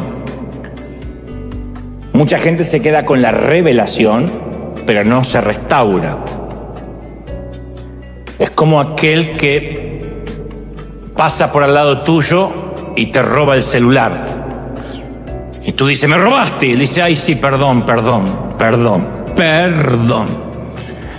¿Qué falta después de eso? Que te devuelva el celular. Pues dice: perdón, y se lo lleva. Es un perdón sin restauración. Reconoce que lo robó, pero no restauró. Entonces uno puede decir, sí, es verdad, qué infancia difícil que tuve, ¿eh? Bueno, voy a seguir molestando al mundo. Y te vas y sigues con tu vida. No, el solo hecho de que entendamos de que tenemos una herida o que podríamos tener una, no la cura. Tenemos que ser intencionales respecto a nuestra sanidad. Tenemos que tomar esto tan en serio como si el médico te estuviera diciendo, mire, tiene cáncer. Así que hay que comenzar el tratamiento ya. No el lunes, ya. Porque recién cuando nos animamos a reconocer nuestras heridas, ahí recién somos capaces de perdonar a quien nos hirió. Empezamos a sanar, por ejemplo, cuando logramos ver que nuestros padres a lo mejor actuaron así porque ellos también arrastraban sus propias heridas que nadie les ofreció sanar. Yo no voy a justificar a mi papá y a mi mamá, pero cuando yo de grande me enteré lo que ellos habían vivido, yo digo, caramba, soy afortunado de que no me molieron a golpes, como lo que tuvieron que pasar. Entonces uno empieza a comprender que para perdonar, uno dice, bueno, a lo mejor ellos también arrastraban heridas. Pero perdonar es una decisión, no es un sentimiento, es un acto de voluntad. Porque posiblemente nuestros padres, algunos no estén ni vivos para pedirnos perdón. Entonces no es algo que tenemos que sentir. Si nos abusaron o nos lastimaron, no es algo que vamos a esperar sentir. No vamos nunca a sentir nada bueno. ¿Cómo uno va a sentir perdonar al abusador? Eso no se siente, ni en 1.000.000 de años. Entonces no esperemos perdonar hasta tener el deseo de hacerlo, porque se nos va a ir la vida. Una vez que uno toma la decisión de perdonar por uno, no por el otro, ahí empieza el proceso de sanar los sentimientos. Puede que lleve mucho tiempo sanar cómo nos hicieron sentir, pero nunca es al revés. Nunca se sanan los sentimientos para luego estar listo para perdonar. Cuando yo ya no tenga más dolor, voy a perdonar. No va a pasar nunca, porque la herida va a estar ahí siempre. Uno decide perdonar para que el dolor empiece a amainar, empiece a irse. Y quiero que entendamos esto, como dije antes, es muy necesario no ignorar las heridas. Hay todo una teología evangélica de decir, lo pasado quedó atrás, no lo piense más. Pero la gente sigue arrastrando las heridas y fingiendo. Yo creo que está buenísimo revolver lo que estaba tapado. Sacar el apósito y ver que había una herida pútrida debajo. Porque si uno no saca a relucir la herida de nuestra niñez, si uno no visita el núcleo emocional de nuestra vida, nuestro perdón siempre va a estar incompleto. Y ese es el propósito central del enemigo, separarnos del Padre, que uno empieza a tener dolor hacia sus padres terrenales para que por consecuencia, por carácter transitivo, uno también tenga dolor para con Dios. Y el enemigo usa esa indiferencia para susurrarle al niño, tú no eres digno de que te amen. Tú eres una molestia, no eres importante. Y en su viaje a convertirse en adulto, todo niño lleva en el centro de su corazón una flecha, una daga clavada que le provoca inseguridad. Por eso yo decía hace un momento que todos los que estamos aquí llevamos un niño dentro. Y puesto que la mayoría de nosotros, cuando adultos, ya no hablamos de esas heridas, y mucho menos tratamos de sanarla, sino que miramos para adelante, nos fajamos, como dicen en algunos países, y nos toca continuar la vida, esa herida permanece ahí. Y esa herida, por lo general, ha sido infringida por nuestros padres. Conocí a cierta mujer con la que alguna vez trabajé, que cada mañana ella llegaba siempre con el ceño fruncido, siempre muy iracunda, ofuscada, como enojada con la vida. No tenía razones aparentes para estar tan molesta, pero era como que en su cara tenía escrito un no antes que alguien le hiciera una pregunta. Alguien se sonrió porque conoce gente así, tiene el no acá. Y ella podía encontrarle el lado negativo a cualquier situación. Una mujer relativamente madura, grande. Y siempre trataba de hacer las cosas difíciles a los demás. Y si alguien venía a cobrar por un trabajo ya terminado, ya hecho, y ella, aún teniendo el cheque para pagarle, lo hacía esperar durante horas, o le hacía firmar eternos formularios burocráticos, y hasta en ocasiones se daba el lujo de hacerlo venir otro día. Tenía ahí para pagarle y decía, no, venga dentro de 2 días. Y se justificaba diciendo, es que no quiero que la gente se acostumbre a que las cosas se obtienen fácilmente. Pero a medida que la fui conociendo, yo sé que a esta altura la odia todo el mundo, sin saber quién es, pero a medida que yo la fui conociendo, me fui enterando de la niñez miserable que esta dama había atravesado. Fui socavando la información, no es que un día me lo contó, pero a medida que relataba una tras otra o dejaba entrever las historias de rechazo que había sufrido desde niña por sus padres, entendí que su actitud de adulta era el reflejo de todas aquellas heridas del pasado. Y al no poder sanar todos aquellos abusos que sufrió de pequeñita, la habían transformado hoy en una mujer amargada y vengativa. De alguna forma ella quería vengarse con gente que no le había infringido ninguna herida, pero ella sentía que de algún modo hacía justicia. Otro hombre relataba que todas las noches se sentaba a la puerta de la oficina de su padre, una oficina que tenía un despacho que tenía en su casa, que siempre estaba cerrada con llave desde adentro. Su padre era un adicto al trabajo y no tenía tiempo ni afecto para el niño. Y este hombre, ahora adulto, contaba entre lágrimas cómo se sentaba a sus 9 años al otro lado de la puerta y le escribía notitas a su papá y se las pasaba por debajo esperando que también por ahí abajo llegara alguna nota de respuesta. Ni siquiera esperaba que le abriera la puerta. Pero nunca hubo respuesta. Ninguna. Nunca. Y el mensaje que él procesó como niño es: yo no soy amado. Yo no soy importante. Yo digo siempre, las heridas de la niñez tienen una memoria repugnantemente buena, porque nos las acordamos, pero también tiene unas destrezas interpretativas abismalmente pobres, porque nuestra comprensión es el proceso digestivo de la mente. Y uno procesa las cosas cuando niño de diferente manera que si uno fuera adulto. Pero el tema es que si aún de adultos nuestra comprensión sigue siendo infantil, llegamos a conclusiones inmaduras. La comprensión infantil, lo que uno le parece que sintió, o la conclusión que sacó cuando teníamos 9 años, 5 años, 7 años, esa comprensión infantil es la más peligrosa de todas, especialmente en un adulto lastimado. Porque llevamos esos conceptos infantiles, esas conclusiones que creímos infantiles, a las relaciones adultas y lastimamos a quienes nos rodean. En el centro de todo hay una profunda inseguridad y heridas que, si no son sanadas, lo van a seguir por el resto de la vida. Hayan tomado la postura que hayan tomado. Cuando yo era niño, mi falso yo nació como una defensa contra el abandono, con sentirme solito. Como mi mamá vivía en el hospital haciéndose quimioterapia, papá siempre estaba borracho o en la carpintería, yo pasé mucho tiempo de mis primeros 6, 7 años de vida muy solo. Entonces algo me dijo dentro de mí: Dante, nunca más, cuando ya tenía 7, 8, 9, 10, Dante, nunca más seas tú mismo, porque a nadie le gusta como eres. ¿No ves que te dejaron solo?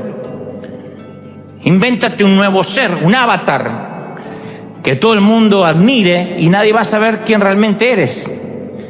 Así que me convertí en un buen chico, cortés, bien educado, discreto, culto, atento, caballero, respetuoso y argentino. ¡Ja! Leí mucho, dibujé mucho, pero me sentía acosado todo el tiempo con el terror del abandono y la sensación de que no había nadie ahí para mí, que no me amaban. Entonces aprendí que dibujando me daban ese reconocimiento y la aprobación que yo siempre buscaba con desesperación. Y me construí un blindaje que cubrió mis emociones. Y mientras tanto el impostor se presentaba de manera pública, ese mi otro yo, y mostraba que yo era alguien que no le interesaba ni el cariño, ni el afecto, que estaba más allá del bien y del mal. Y ese gran divorcio entre mi cabeza y mi corazón perduró hasta los primeros años de cristiano y de ministerio. Porque convertirse en cristiano no necesariamente arregla las cosas de manera mágica. Mis flechas rotas estaban profundamente alojadas en las profundidades de mi corazón y no me permitían sanar. Así que yo me las arreglé para ocultar esa falencia, esa necesidad.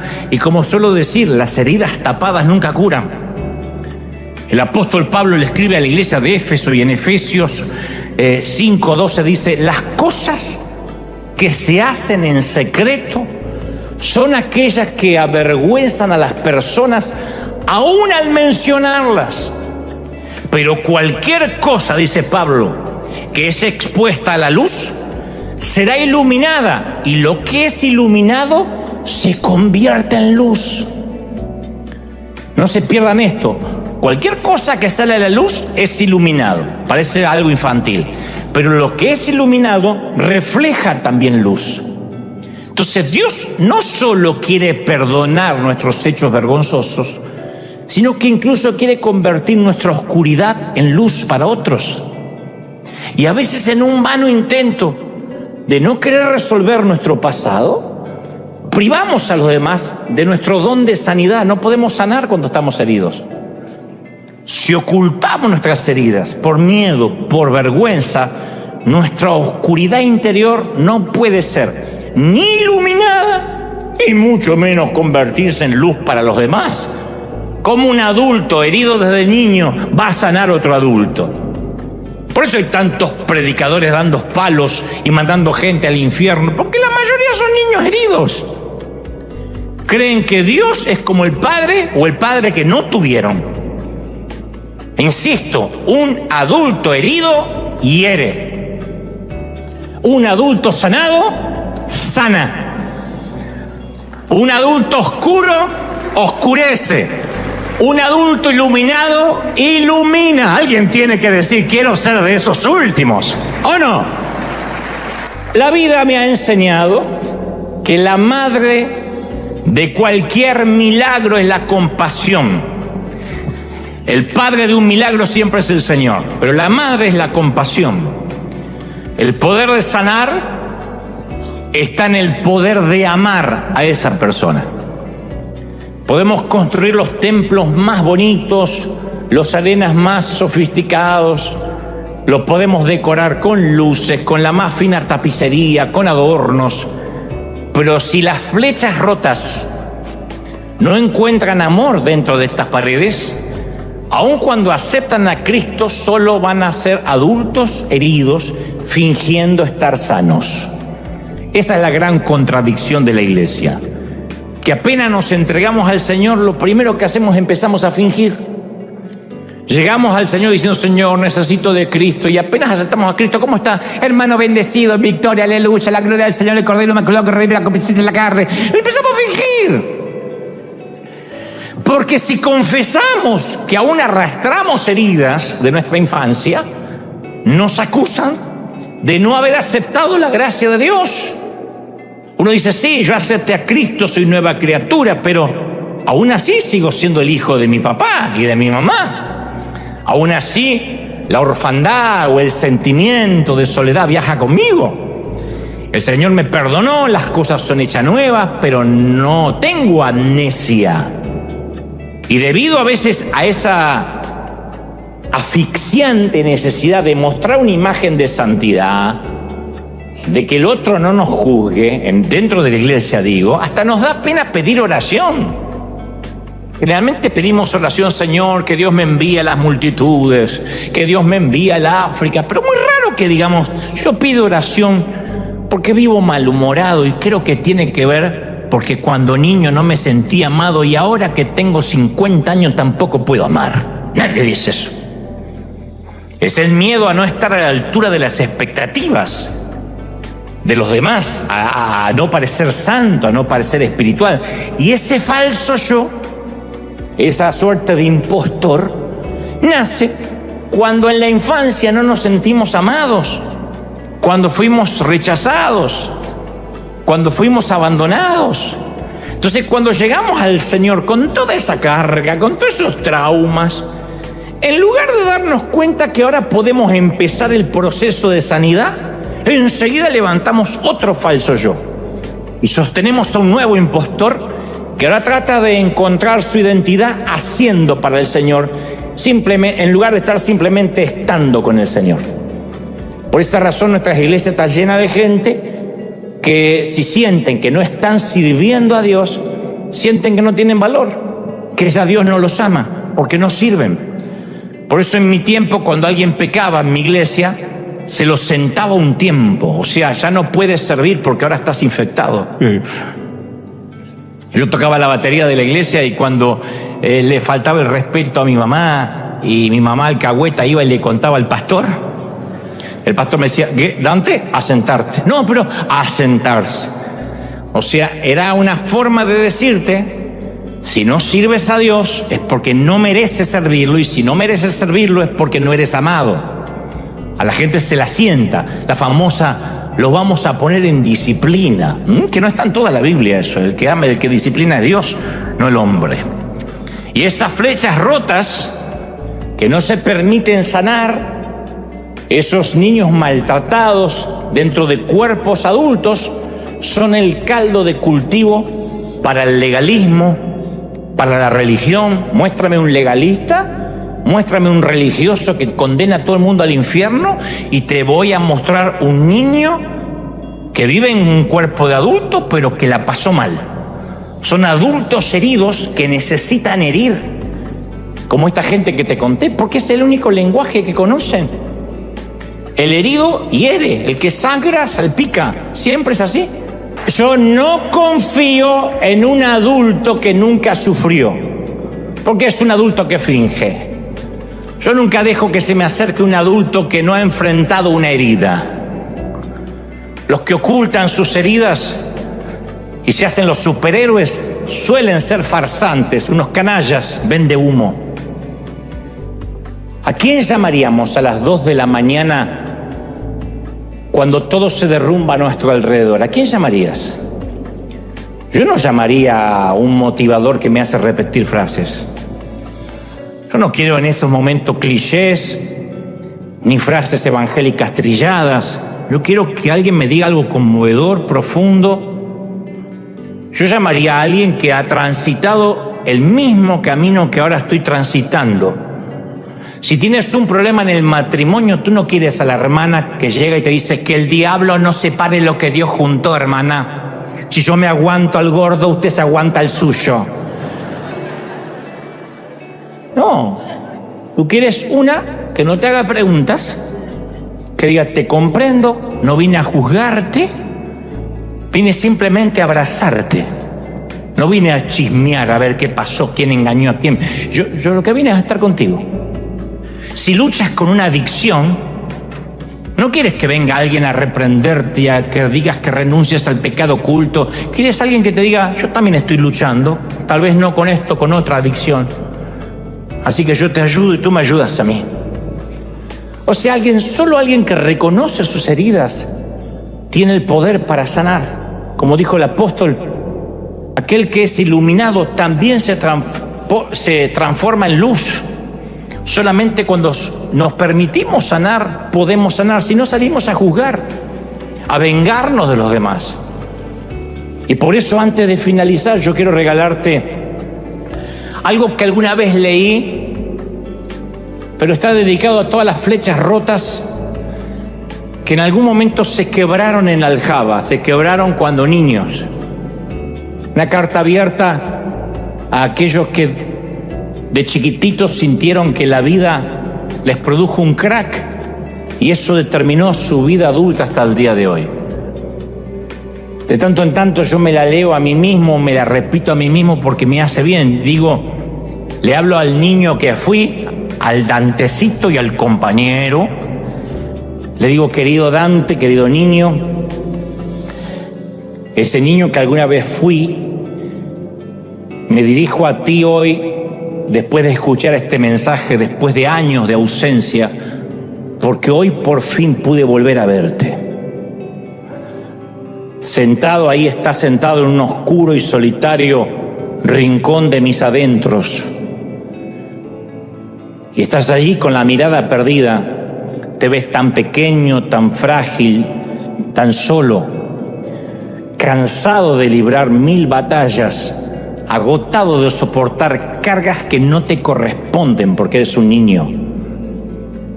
Y yo sé que has llorado y yo sé que has gritado y nadie escuchó jamás tus súplicas.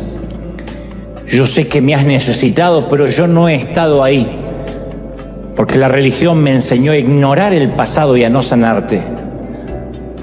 Así que yo hoy quiero pedirte perdón, pequeñito, pequeñita, por toda una vida adulta dándote la espalda.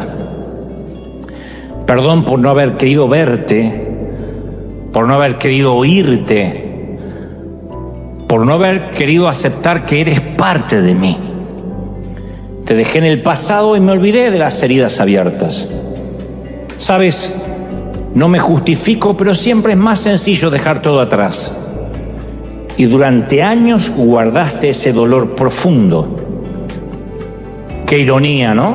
Te abandonaron y yo de adulto te vuelvo a abandonar. Y ahí están todas tus heridas: el primer abandono, el primer rechazo, el primer abuso, el primer bullying, la primera traición. Y te abandoné en ese proceso en esa tarea de enfrentar los daños colaterales. Perdón por no comprender que ese trabajo no te correspondía, niño, no tenías las herramientas para hacerle frente. ¿Cómo es posible que yo le pida a un niño que comprenda, que perdone y saque un aprendizaje del sufrimiento? Gracias, porque sé que hiciste lo que pudiste. Sé que diste todo de ti para que saliéramos adelante. Gracias por haber intentado comunicarme por todos los medios posibles que necesitábamos sanar. Cada ataque de ira que tuve como adulto era tu voz recordándome que no vamos a permitir que nos humillen de nuevo. Y por eso me hice un adulto iracundo y siempre me quiero llevar a todos por delante. Cada vez que le suplico a alguna pareja por un poquito de amor o de sexo, es tu miedo suplicándome que no permita que nos vuelvan a abandonar. Las veces que no me atreví a acercarme a las personas o a mostrarme como soy, era tu pequeña mano diciendo: no nos expongamos otra vez a un nuevo rechazo. Siempre intentaste cuidarme. Con los escasos recursos de un chiquito, tú siempre tratabas de mantenerme a salvo. Y te prometo que hoy, a partir de este mensaje, nunca más volverás a estar solo. Porque el reino de los cielos es entender todo como un niño. Ahora, al fin que te he encontrado, no quiero dejarte más. Te libero del peso. Me comprometo a permitir que Dios intervenga a corazón abierto hasta sanarnos. Tomo las riendas de mi vida y asumo mi papel de adulto. Deja que desde ahora Dios y yo, niño, cuidemos de ti. Te prometo hacer todo lo necesario para zanjar el pasado. Los recuerdos no van a limitarnos nunca más, no van a controlar nunca más nuestra vida adulta. Te prometo amarte, amarme y amar a Dios por encima de todo. No sé cómo te ignoré tanto tiempo y no sé cómo pudiste estar tanto tiempo sin mí. Cuando uno le dice eso al niño, es cuando uno empieza a sacar la herida, quizás tenga que llorar, las lágrimas. Es un regalo de Dios. Por algo puso los lacrimales en los ojos, para que todos pudieran ver de que te estás purificando. Ya no somos una flecha rota, abandonado en la aljaba. Somos una saeta que Dios ha lanzado al espacio otra vez Y cuando alguien te pregunte, dile: soy una flecha restaurada, que en este mismo momento sigo elevándome al viento, sigo llegando a mi destino. Vamos a darle un aplauso grande al Señor de señores. ¡Aleluya!